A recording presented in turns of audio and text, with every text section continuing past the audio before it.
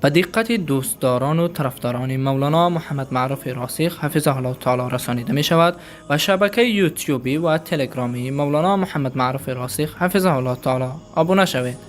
در شبکه یوتیوبی مولانا محمد معروف راسخ ویدیو از قبیل خطبه ها، درس های تفسیر، درس های حدیث، شرح فتح المجید از کتاب التوحید و دیگر سخنرانی های ایشان منتشر خواهد شد. و در تلگرام باشد تمامی درس های تفسیر و حدیث و درس شرح فتح المجید از کتاب التوحید و دیگر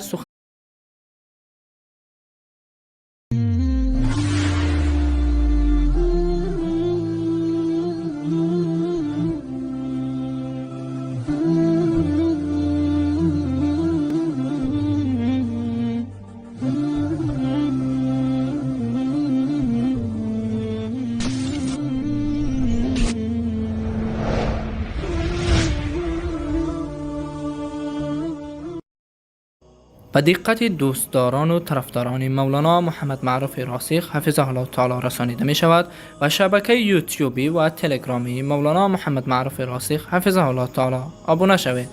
در شبکه یوتیوبی مولانا محمد معروف راسخ ویدیوها از قبیل خطبه ها، درس های تفسیر، درس های حدیث، شرح فتح المجید از کتاب التوحید و دیگر سخنرانی های ایشان منتشر خواهد شد. و در تلگرام باشد تمامی درس های تفسیر و حدیث و درس شرح فتح المجید از کتاب التوحید و دیگر سخنرانی های ایشان و پاسخ به سوالات فقهی و عقیدوی از طریق واتساپ و تلگرام منتشر خواهد شد. اگر بخواهید در اجر ما شریک شوید، پس صفحات ما را برای دوستان و رفیقانتان ارسال نمایید. این را بدانیم که رسول الله صلی الله علیه و سلم فرمودند پاداش دعوت کننده مثل پاداش عمل کننده آن است. پس بسم الله لحظات خود را مبارک بشمارید و در نشر دعوت سهم گذار باشید. بسم الله، الحمد لله و صلی الله علی محمد و علی آله و سلم. دوستای عزیز، در ارتباط با توحید و انواع توحید، عقیده توحید یک عقیده بسیار مهم است. میخوایم که ای را بیان کنیم و عقیده خود مطابق جور کنیم. یکی از اعمال بسیار مهم است. یک کتاب هم در این بار انتخاب کردیم به نام کتاب فتح المجید که شرح کتاب توحید است از امام محمد بن عبدالوهاب. او کتاب توحید نوشته کرده، سر از شرح کرده نواسیش عبدالرحمن بن حسن و مؤلفش است. بسیار کتاب خوب است در بخش عقیده. در ارتباط میخوایم که شروع کنیم و عقیده توحید در روشنی قرآن، کلام الله و دستور الله و احادیث پیامبر صلی الله علیه و سلم درک کنیم. اول شروع کتاب از بسم الله شده. بسم الله الرحمن الرحیم. معنای بسم الله را شما آسانش میگم میفهمین که هر کاری را که انسان میکند خیر باشد باید به بسم الله شروع شود. کتاب الله که کلام الله از قرآن شما ببینین به بسم الله شروع شده. شروع شدگی سم اول شکواز کنیم بسم الله الرحمن الرحیم نوشته است. بعد از والحمدلله است. در اینجا علما همیشه گپ خدا نه با بسم الله شروع میکنن. یک حدیث هم است درباره بسم الله، بعضی حسن گفته وره که پیامبر صلی الله علیه وسلم میفرماید که کل امر ذی بال لا یبدأ فی بسم الله الرحمن فوقته. هر کاری که با برکت باشه و خیر باشه، یعنی مشروع باشه، آغاز نشود تو با بسم الله الرحمن الرحیم وقته می باشه، یعنی به برکت می باشه. ابن سلام میگه والحدیث حسن، حدیث حسن است. ابو داود هم میره نقل کرده. ابن حبان از دو طریق آوردگی است. ابن ماجه در کتاب خود آوردگی، دار قطنی هم آوردگی است. بسیار محدثین و اکثر علما میگن که به درجه حسن میرسه. بنان یعنی حدیث به اقسام صحیح میشه. بسم الله الرحمن الرحیم معنایش است که خاص به مدد الله، باقی از به معنی استعانت مدد میاد. خاص با مدد الله، ایت اللهی که رحمان و رحیم است شروع میکنیم. زیرا در هر کار اگر مدد الله، توفیق الله، عون الله نباشد، کمکش نباشه و کار نمیشه. به مدد و نصرت استعانت الله، ایت اللهی که رحمان است، یعنی رحمان الله به معنای معبود برحق، خاص به استعانت و مدد ذاتی که معبود است در کائنات، یعنی حقدار عبادت و بندگی است. یک صفت مهم چیز که رحمان است، این در دنیا نعمتها را به مؤمن و کافر بر انسان میده. رحیم است در آخرت به مؤمنین که جنتها را میده، در دنیا مصیبتها را دفع میکنه. به مدد الله که رحمان و رحیم است شروع میکنیم کتاب، آغاز میکنیم. این معنای آسان بسم الله است. الحمدلله، کتاب الان به الحمدلله شروع شدگی است، اینجا هم کتاب به الحمدلله آغاز شدگی است. الحمدلله یعنی تمام صفات الوهیت و خدایی لله مختص است برای الله. اصل حمد به معنای صفت کردن یک کسی با گپ، با مو صفاتی که اختیاری داره، یعنی که صفات خوب داره تا صفاتش بیان میکنه. و در حق الله مو صفات کمال است، صفات الوهیت است که هیچ کس او صفت نداره، زیرا الله بر تخصیص است. الحمد و تمام صفات کمال و الوهیت لله خاص است برای الله، از برای هیچ کس نیست. زیرا مثلا الله خالق است، رازق است، معبود است، همه صفات مختص به الله است. خب آسان ترین معنایش اینمی است که حمد امیر ما معنا کردیم، اگر که در کتاب ذره توضیح زیاد داده است. خب خیر و باشه. و صلی الله علی محمد، بعد از در کتاب میگه که و صلی الله رحمت الله باد علی محمد، با محمد و علی علی و خانوادش و سلم، سلامتی باد از جانب الله. یه اصل جمله دعایی است. صلی الله یعنی صحیح معنایش است که صلات الله علی عبدی، و رحمت الله و بندش که محمد است. و صلات الله میگه یعنی و بندش صفت کردن الله بنده خدا در نزد ملائکه. و دعا هم بعضی وقت اراده میشه. اینجا مثلا ما دعا میکنیم صلی الله یعنی رحمت الله باد به نبیش و سلامتی باد به خانوادهش. زیرا در هر کار که درود هم باشد دعا قبول می شود. و پیامبر صلی الله علیه و سلم دین را رساندگی به ما شما مستحق صلات است. و الله در قرآن میگه که یا ایها الذین آمنوا صلوا علیه و سلموا تسلیما، ای مؤمنین با پیامبر درود بگوین و سلامتی یعنی رحمت الله را تقاضا کنین، سلامتی را تقاضا کنین، دعا بکنین. دعا می از طریق صلات میشه. این کتاب توحید باز در سرش آوردگی است. کتاب با معنای از کتب یکتب کتبن کتابتن گرفته شده و با معنای جمع است. مثلا کتیبه میگه، کتیبه فلان، کتیبه با معنای جماعت میاد. این هم کتاب میگه به خاطر که در کلمات الفاظ جملات است که به بسیار معانی بزرگ دلالت میکنه. کتاب توحید یعنی همین چیزی که بیان میشود جمع کننده عقیده توحید است. یعنی در این کتاب احکامات و عقاید توحید بیان می شود که اولین چیزی که انسان به اون مکلف است و فرض است به بالای یک انسان و کسی که مخصوصا مسلمان عقیده توحید است که را بفهمه. خب در کتاب باز میگه توحید و نوعان توحید فی المعرفة والاثبات وهو توحید الربوبیة والاسماء والصفات و توحید فی الطلب والقصد وهو توحید الالهیة والعباده. دو نوع توحید است. یکی توحید در معرفت اثبات است که الله را بشناسیم و ثابت بکنیم برش کدام صفاتی که داره، کدام اسمایی که داره و کدام است، تعریف در معرفت اثبات. دوم و توحید فی الطلب والقصد، توحید در طلب و قصد یعنی اراده و طلب کردن احکام از انسان، یعنی الله را واحد دانستن در دعا خواستن، در عبادت اینا. توحید در معرفت اثبات میگه و هو توحید الربوبیة والاسماء والصفات. این توحید ربوبیت است، الله را با رب بودنش شناختن و ایمان آوردن. و اسماء الله را، صفات الله را بشناسی و او را بر الله ثابت بسازی، یقین بکنی.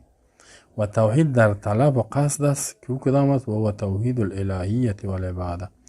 و توحید الهیت است که الله را معبود واحد بدانی، اله در کائنات که حقدار عبادت است، که همه عاجزی و محبت و خضوع و خشوع به او شود و از هر حکمش اطاعت شد، از هر دستور و قانونش. این توحید در طلب و قصد میگه، هدفتان فقط الله باشد، دیگه کس نباشد.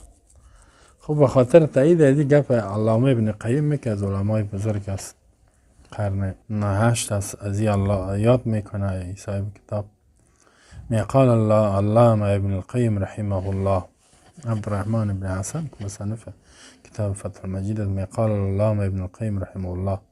علامه ابن قیم رحمه الله میگوید و اما توحید الذی دعت الیه الرسل و نزلت به الکتب فهو نوعان. توحیدی که دعوت داده بود به این همه انبیا، یعنی ما شما میگیم 1,24,000 نبی، در یک حدیث از بعضی ورسایی گفته بعضی ضعیف یا کم زیادی که آمده، یعنی بیش از 1,00,000 نبی که به او دعوت داده است و نزلت به الکتب، تمام کتاب های آسمانی 4 کتاب و دیگران نازل شده است.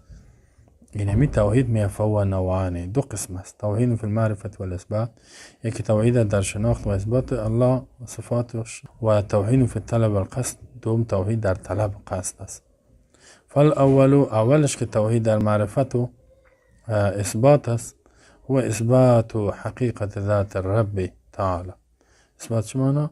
یعنی ثابت ساختن حقیقت ذات رب، ذات رب که خالق کائنات است، این را ثابت بسازی، یعنی باور بکنی، یقین بکنی که الله وجود داره، خالق کائنات است، رازق است، مالک است. و صفات الله را ثابت بسازی و افعالش و مو قسمی که الله داره، مو قسم کارهایی که الله میکنه، اسما و نامهای الله را، یعنی این را یقین و باور کنی. و تکلمه بکتبی، گپ زدن الله که توسط کتابای آسمانی گپ زده با مخلوقاتش. و تکلیمه لمن شاء من عباده، و دیگه ای که گپ زدن الله متعال با او کسایی که خواستگی از بندهش، یعنی با انبیاء علیه السلام مستقیم هم گپ زدن، مثل با موسی علیه السلام و با بعض پیامبران. و اثبات عموم قضای و قدرتی و حکمتی، ثابت ساختن تمام قضا و فیصله الله، قدرت و حکمتش، در هر کار الله حکمت ها وجود داره. اینی چیزا را که برای الله ثابت ساختی، ذات رب، صفات افعالش، تکلمش، گپ زدنش در کتابای آسمانی، گپ زدنش با بنده هایش، با انبیاء علیه السلام، قضا و قدرت الله را، اینی را توحید در معرفت و اثبات میگوید. بعد از میگه و قد افصل القرآن عن هذا جد الافصاح، قرآن میگه ای را بسیار واضح بیان کرده که نوع توحید در معرفت، یعنی شناخت صفات الله و قدرت و یایش بسیار گفت، مثل در اول سورة الحدید آمدگی است که در قرآن میاد که سورة حدیده که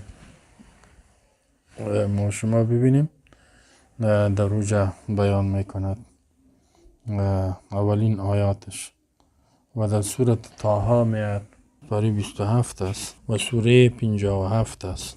در اینجا الله می سبح لله ما فی السماوات والارض و هو العزیز الحکیم، یعنی پاکی بیان میکند از برای الله آنچه که در آسمان و زمین است. الله عزیز است، حکیم است.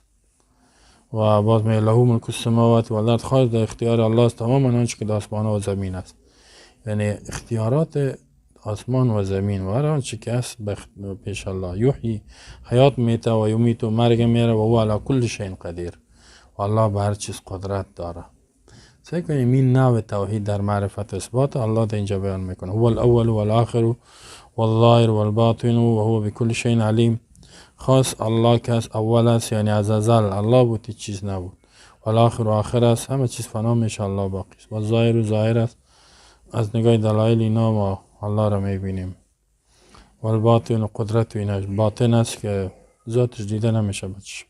او بكل شیء علیم، الله به هر چیز عالم است، هیچ چیز از علمش بیرون نیست. هو الذی خلق السماوات والارض فی 6 ایام ثم استوى على العرش يعلم ما يلج في الارض وما يخرج منها وما ينزل من السماء وما يعرج فيها وهو معكم اينما كنتم والله بما تعملون بصیر. سیکو این آیت 4 خاص الله اون ذات است که آسمان و زمین پیدا کرده. اینجا سیکو افعال الله را میگه که خلق است. فی 6 ایام، در 6 روز، ثم استوى على العرش، بعد مستوی و برابر شد و بالای عرش. خوبی این آیت ها استوا علی العرش باز پسان بیان میکنه تفصیلی. یعلم ما یلج فی الارض و ما یخرج منها، الله میدونه آنچه که در زمین داخل میشه، آنچه که بیرون میشه. این چیزی که علمیتش یک صفتش علمه. و ما ینزل من السماء، آنچه که از آسمان پایین میشه، و ما یعرج فی، آنچه که بلند میشه. یعنی هر آنچه که تا بالا میشه، هر چیزی که هست الله به علم داره. و هو معکم اینما کنتم، الله با امر شماست هر جایی که باشین. علم و قدرتش هست، یعنی از معیت الله با علم و قدرت بیرون نمیشین. والله بما تعملون بصیر، الله با اعمالی که انجام میتین بصیر است، میبینه. این سعی کنین اینی توحید در معرفت اثبات اینی صفت ها را بیان کرده الله.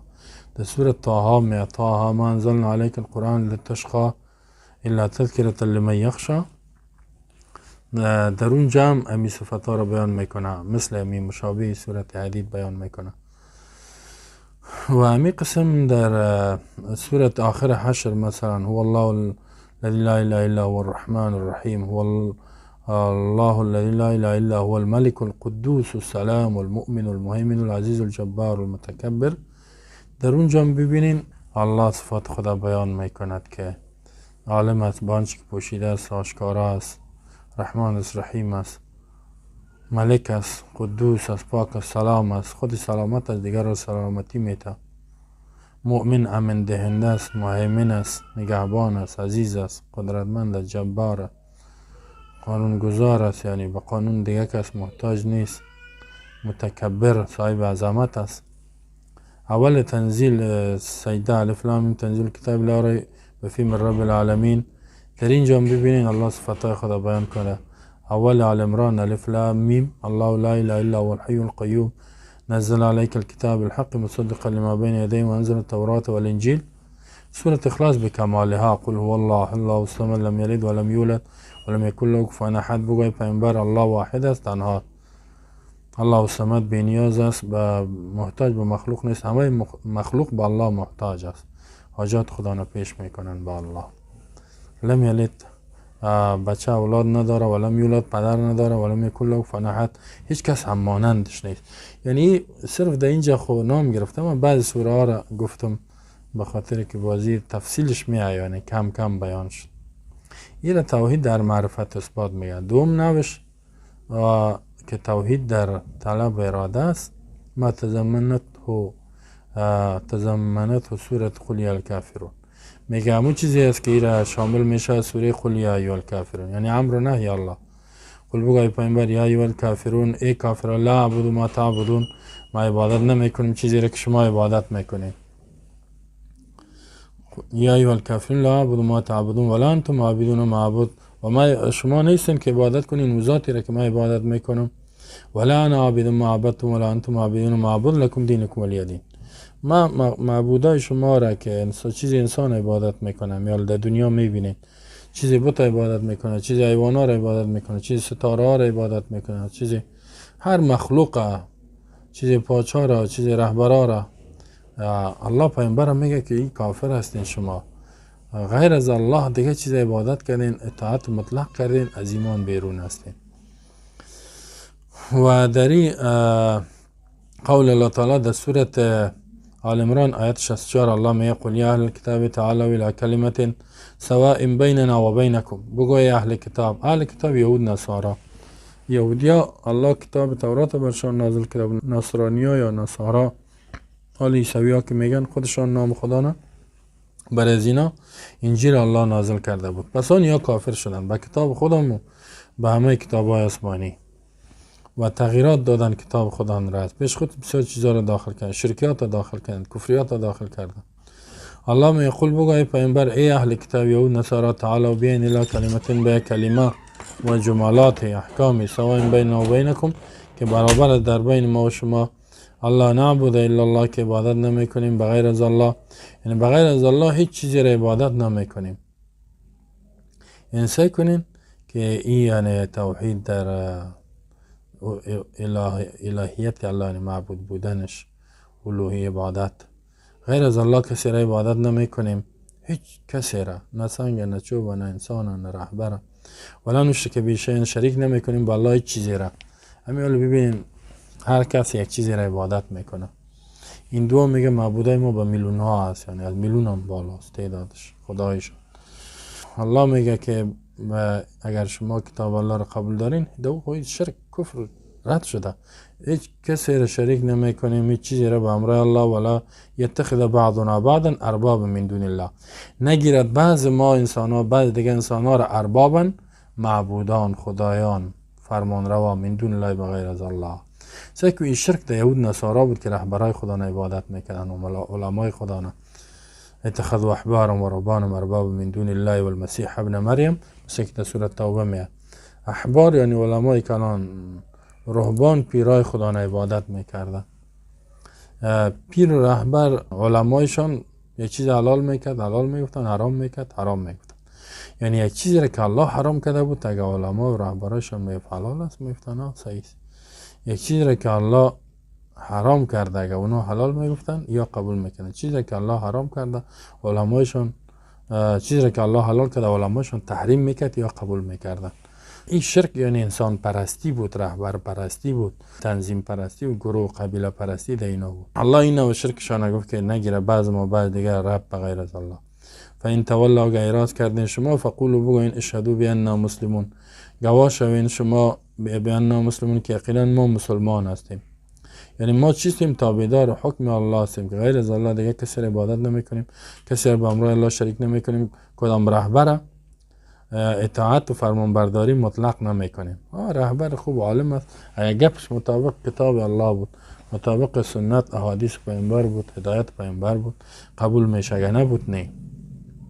دید سوره آل عمران است و اول سوره تنزیل کتاب لا ریب فیه من رب العالمین، سوره سجده را میگه و آخرش دوام بیان کردگی است و اول سوره مومن و وسطش و آخرش در سوره مومن یا سوره غافر. آلوار نمیگیم، یک نمونه کفایت میکنه. و در اول سوره اعراف الله بیان کردگی است که اتبعوا ما انزل الیکم من ربکم ولا تتبعوا من دونه اولیاء. آن چیزی را که الله نازل کرده، احکام، قوانین، دستور، او را تابعداری کنین. ولا تتبعوا من دونه، و غیر از حکم الله ما انزل الله قرآن حدیث تابعداری نکنین و غیر از او. اولیاء دیگه معبودا و خدایا و انسانا و مخلوقات. قلیلا ما تذکرون، یعنی در سوره اعراف میاد و در آخرش و جمله تمام سوره انعام یعنی احکامی که از امر و نهی غالب یعنی سور القرآن، اکثریت سوره قرآن یعنی همی توحید در عبادت و الوهیت بیان می شود یا توحید ارادی و قصد. بلکه کل سور فی القرآن فی متضمن لنوع توحید. هر سوره که در قرآن متضمن هر دو نوع توحید است، هم توحید معرفت شناخت، هم توحید طلب و اراده. شاهدتون به هدایت لی، می گواهی میته قرآن، دعوت میته مردم به می توحید. چرا؟ زیرا دلیل میگه به فین القرآن ما خبر عن الله و اسماء و صفات و افعال و اقوالی. زیرا قرآن یا خبر میته از الله و اسماء الله و صفات الله و افعال کارهایی که الله کردگی است و سخنهای دستوراتش، از این خبر میته. فهو توحید العلمی خبری، یا توحید علمی خبری گفته میشه که یا توحید معرفت. و اما دعوت الی عبادت، یا دعوت میته به عبادت خود الله وحده که تنها است، لا شریک له، شریک نداره. و خل ما یعبد من دونی، و دور کردن آنچه که عبادت میشود به غیر از الله، که از او خدا بکشین، بیرون شوین، غیر الله را عبادت نکنین. فهو توحید الارادیه طلبی، توحید ارادیه الطلبی که طلب شدگی از جانب الله. امر و نهیش است و اما امر و نهی، یا امر است و نهی است، یعنی امر میکنه الله این کار بکنین، این کار نکنین. چقدر قوانین است توسط امر، یا ایها الذین آمنوا اتقوا الله، یا ایها الذین آمنوا اوفوا بالعقود. نهی است ولا تقربوا مال الیتیم ولا تقربوا الزنا ولا تقربوا. این و الزام به طاعت و امر و نهی، یا الزام است یعنی ملزم کردن به طاعتش، فقط طاعت و فرمان برداری حکم الله را کنین، قانون الله را، امرش و نهی الله را، آنچه که الله منع میکند از وی اطاعت کنید. فهو حقوق التوحید، این حقوق توحید و مکملات توحید، یعنی تکمیل کننده توحید است. این دو نوع، یا ای که قرآن که میبینی سیو میشید، و اما خبر عن اکرام اهل توحید، خبر میته از عزت دادن اهل توحید. کسی که اهل توحید است یعنی به چیزا عمل میکنه، عقیده میکنه، الله اینا را عزت میکنه در دنیا. و ما فعل بهم فی دنیا، آنچه که در دنیا با عمره از اینا میشه یعنی که نعمتهای دنیا برشان داده میشه. ما یکرمهم به فی الاخره، آنچه که الله یار عزت میکنه در آخر جنت ها است، نجات دادن از عذاب ها، عذاب قبر است، عذاب قیامت است، بسیار 50,000 سال است، یک روز قیامت، و همین تو جهنم است که هیچ ختم نمیشه عمرش. فهو جزاء توحیدی، جزای توحید است، یعنی کسی که اهل عقیده است این بدله است بر از اونا، الله عوض میته برشان، اهل توحید. زي پس کنین کل قرآن که از دیگه از اهل توحید. ما خبر اهل الشرک و ما فعل بهم فی الدنیا من النکال، یا خبر میته الله متعال از اهل الشرک در قرآن. اهل شرک مشرکین که مخلوقات عبادت میکنه، چیزی بت، چیزی قبر، چیزی پیامبر عبادت میکنه، چیزی آفتاب و مهتاب، ستاره، حیوانات، هر چیز، رهبرا و هر کس یک چیز عبادت میکنه. و ما فعل بهم فی الدنیا، و آنچه که به امروز از اینا در دنیا میشه، که الله در دنیا اینا رو جزا میده. قلبشان پریشان میباشد، زندگیشان تنگ میباشد. من النکال عذاب ها و ما یحل بهم فی العقبه، و آنچه که به بالای اینا واقع میشه در روز قیامت، من العذاب، عذاب یعنی عذاب های مختلف به اهل شرک است، کسایی که مشرک هستند. فهو جزاء من خرج عن حکم التوحید، این جزای کسایی است که بیرون میشد از حکم توحید، از قانون، از حکم توحید بیرون میشوند. این جزای از اوناست که از دستورات توحید بیرون میشوند، که عذاب های دائمی است در دنیا و آخرت. فالقرآن کله فی التوحید، پس می قرآن کلش در عقیده توحید است، و حقوق توحید، و جزایش و فی شأن شرک، و در باره اهل شرک گپ میزند، و اهلی و کسایی که مشرکین هستند، و جزای سزای زینا، مجازاتشان، عذابهایشان. این حالی یعنی انتهای گپای کی بود؟ علامه ابن قیم. باز میگه قال شیخ الاسلام ابن تیمیه الحرانی، بسیار یک شیخ کلان است که در قرن 7 تیر شده، عالم قرن 7 بود و باخرای شروع 8 قرن 8 حال ما قرن 15 اسلام است. بسیار خدمت کرده به اسلام و مسلمان ها، در او وقت مشکلات هم بود. شیخ الاسلام میگن ایرانی، ماشاءالله بسیار در علمیت و در عمل و تقوی همه بسیار بلند بود. میگه التوحید الذي جاءت به الرسل انما يتضمن اثبات الالهیه لله وحده به یشهد ان لا اله الا الله لا یعبد الا اياه.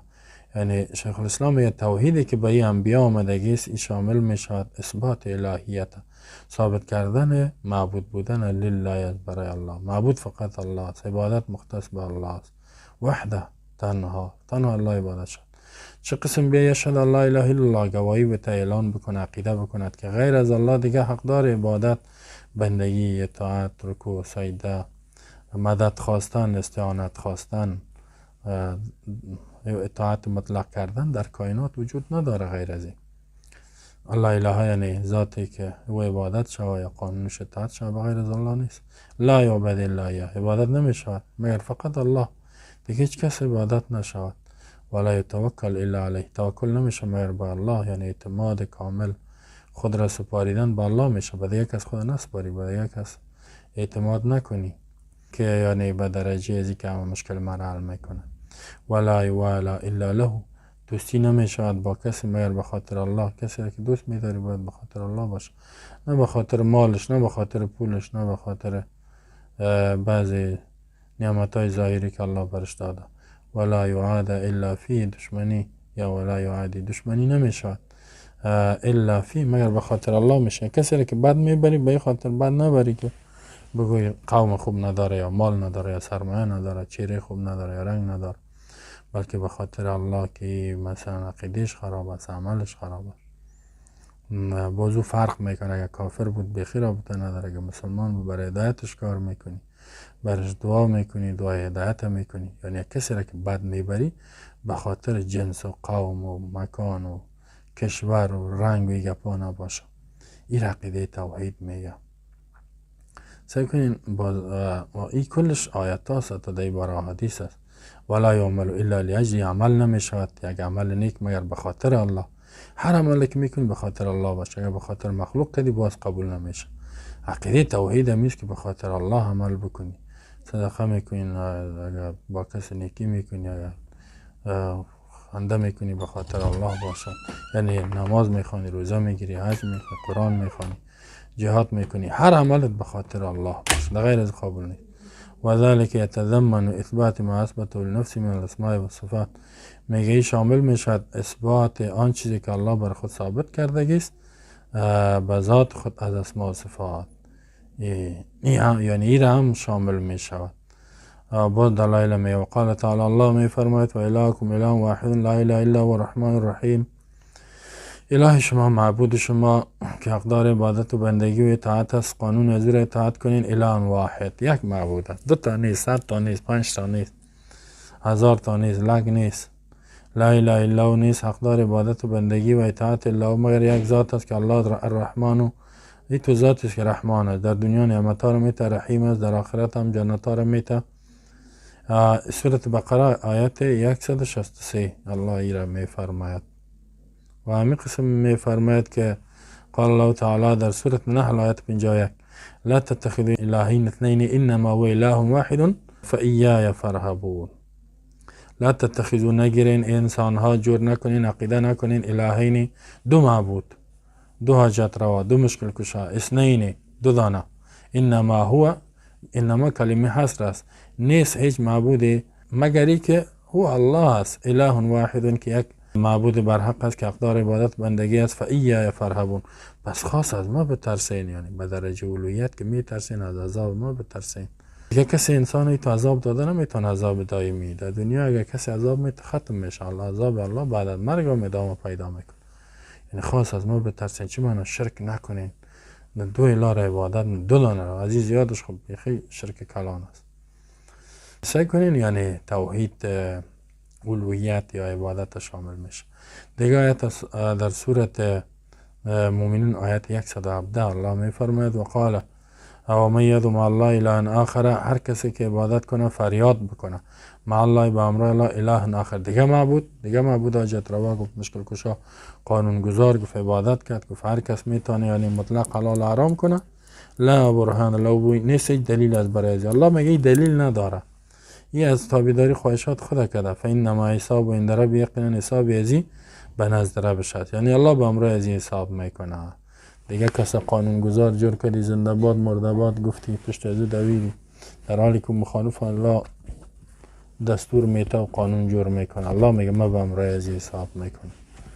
انه لا یفلح الکافرون، و اینجا میگه کافر است، یعنی بدون شک کامیاب نمیشه کافرها، یعنی کافر است الله کافر کامیاب نمیکنه، چه معنی؟ در جهنم میپرته، از آتش دائمی جهنم نجات نمیافه.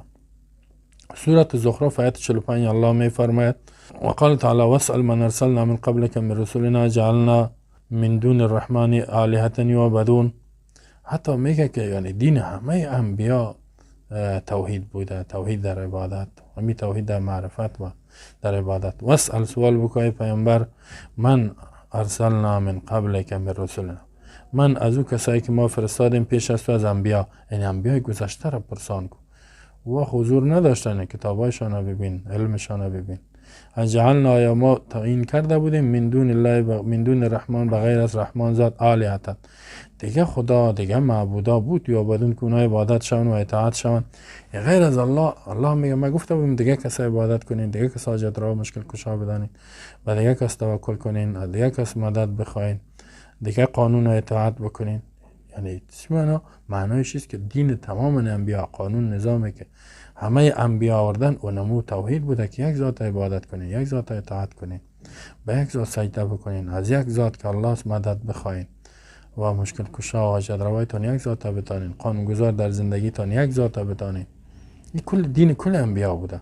و اخبر عن کل نبی من الانبیا، سکم خبر میته الله از هر نبی از انبیا، تمام پیامبرا بیش از 1 لک، انهم دعوا الناس الى عبادت الله وحده لا شریک له، که تمام انبیا دعوت دادن مردم به عبادت الله که یک ذات عبادت و اطاعت کنه، وحده که تنها شریک نداره در عبادت خود، الله دیگه کس شریک نکرده که از او مدد بخواین، قانون او را اطاعت کنین.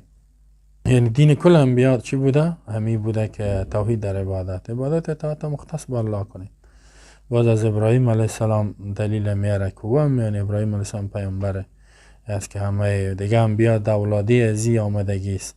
یکی از پیامبرای مشهور است که یهود نصارا میره قبول داره، یعنی تا پیامبریش میپذیره که آیم آدم خوب بوده، پیامبر بوده. سورت ممتحنه آیت 4: قد كان لكم أسوة حسنة في إبراهيم والذين معه إذ قالوا لقومهم إنا براء منكم ومما تعبدون من دون الله كفرنا بكم وبدا بيننا وبينكم العداوة والبغضاء وأبدا حتى تؤمنوا بالله وحده. یعنی سعی کنین در سورت ممتحنه الله میگه قد كانت بدون شک اصل لكم از برای شما مسلمان اسوة حسنه، تابعداری نیک، یعنی اسوه سرمشق زندگی براتان که خوب تابعداری کنین، مقتدا. فی ابراهیم درباره ابراهیم پیامبر بسیار بنده خاص الله بود. و اتخذ الله ابراهیم خلیل، الله را دوست خاص خود گرفت. یعنی اوج توحید در وجودش بود، مردم به عقیده توحید، نظام توحید دعوت میداد. به خاطر عقیده توحید بسیار قربانی داد، حتی از جان خود، از اولاد خود، از فامیل خود تیر شد، از مال خود تیر شد. والذین معه، کسایی که به همراه ابراهیم بود، یعنی کسایی که به همراهش ایمان آورد. از این فهمیده میشه که مؤمنین هم بودن. اسقال وقتی که گفتن ابراهیم به همراه تابعدارایش، مؤمنین هم وقت، مسلمانای هم وقت چی گفتن؟ لقوم، برای قومشان، خیشایشان بود. حتی ابراهیم پدر خدا گفت این براء منکم، بدون شک ما بیزار هستیم از شما، یعنی ما جدا هستیم از عقیده که شما دارین، ما نفرت داریم از شما و عقیده‌تان. اگر که پدرشان بود، برادرشان بود، بعضی هم مادرشان بود، بعضی هم خواهرشان بود، ولی عقیده شرک داشتند. ما بیزار هستیم، جدا هستیم، نفرت داریم. و مما تعبدون من دون الله، از شما و کسایی که عبادت میکنین بغیر از الله، کسایی که بغیر از الله عبادت میکنین از وام نفرت داریم. معبودایتان، خدایایتان، اگر بت است، رهبرا است، باچه‌ها است، هر کسی که است. کفرنا بکم، منکر هستیم، ما به شما کافر هستیم، یعنی قبول نداریم عقیده تانا، باورهایتان، اعمالتان. یعنی باید سعی کنین توحیدی را میگه که از کافر و معبودش، نظامش چی کنیم؟ منکر شوی. و بدا بیننا و بینکم العداوة والبغضاء، آشکارا شدگی، ظاهر شده سکمه در بین ما و شما دشمنی و بغض. دشمنی ظاهری است، بغض قلبا شما را نفرت میبریم. اگر کافر بیدین مشرک قلبا بد نبری، ایمانت میره. و ای کفرت امی نفرتت اظهار هم بکو در صورتی که میتانستی خطر نباشد. اگر جان خطر باشه خود جایز است، خطر قوم که آشکارا کنی، یعنی ابدا، یعنی دائم ما شما رو نفرت داریم. که ابراهیم علیه السلام پدر خدا گفت و از قال ابراهیم لیابیه در سورت انعام، وقتی که گفت ابراهیم از برای پدرش آذر پدرش بود، پدر چقدر حق داره. ولی زمانی که دین الله، قانون الله بیرون شد، چی گفتش؟ این یاراک و قومک فی ضلال مبین، ما میبینم تو را و قوم تو را در گمراهی آشکارا. گفت تو گمراه هستی پدر، تو عقیده را داری. گفت که قال اینی مهاجر الی ربی، من به هجرت میکنم. پدرش گفت که وهجرنی ملیا، رغم من انت آلیهتی، خدای ما را قبول نداری، عقیده ما معبود ما را قبول نداری، وهجرنی ملیا، مرا بسیار زمانات ترک. ابراهیم علیه السلام ترکت میکنم، پدر ترک کرد، قوم ترک کرد. حالا میگه قوم است، پدرم است، مادر جانم است. مادر جان پدر جان عقیدهش خراب است، به خاطر از یعنی عقیدهش قبول میکنه. یکی است که یعنی از اون متاثر میشه، یکی است که به امرایش از به خاطر اصلاحش کار میکنه و او هم کار با این نداره. او خیر او را مقصد در دنیا نگاه کنه.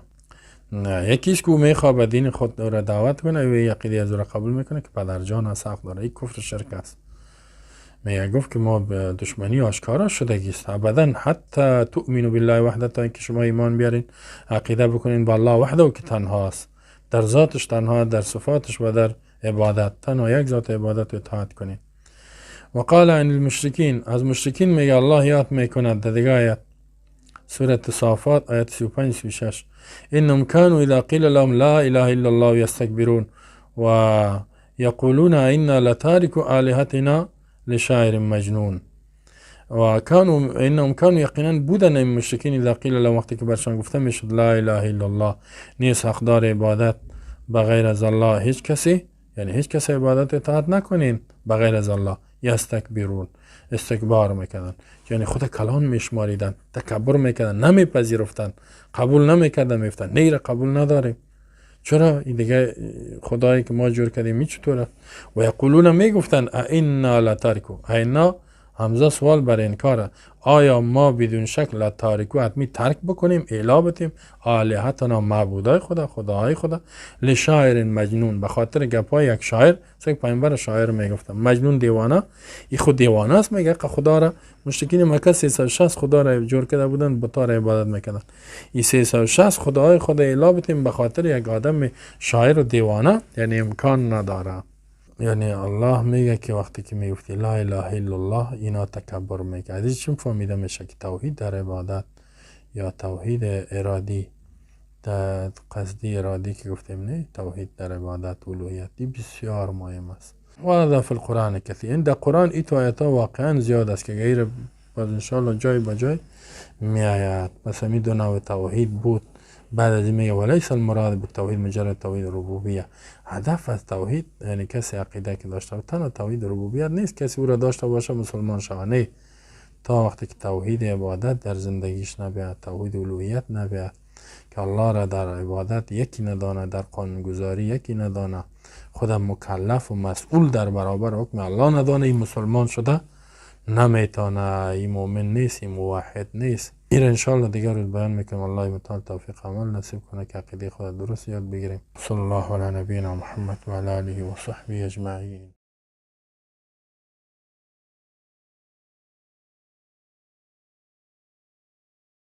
به دقت دوستداران و طرفداران مولانا محمد معروف راسخ حفظه الله تعالی رسانیده می شود و شبکه یوتیوبی و تلگرامی مولانا محمد معروف راسخ حفظه الله تعالی ابونه شوید.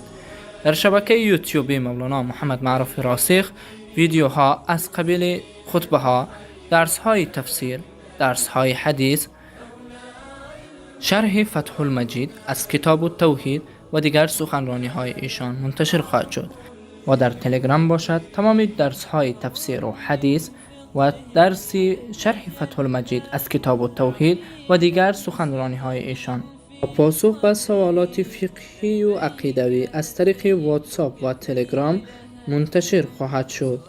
اگر بخواهید در اجر ما شریک شوید، پس صفحات ما را برای دوستان و رفیقانتان ارسال نمایید. این را بدانیم که رسول الله صلی الله علیه و سلم فرمودند پاداش دعوت کننده مثل پاداش عمل کننده آن است. پس بسم الله لحظات خود را مبارک بشمارید و در نشر دعوت سهم گذار باشید.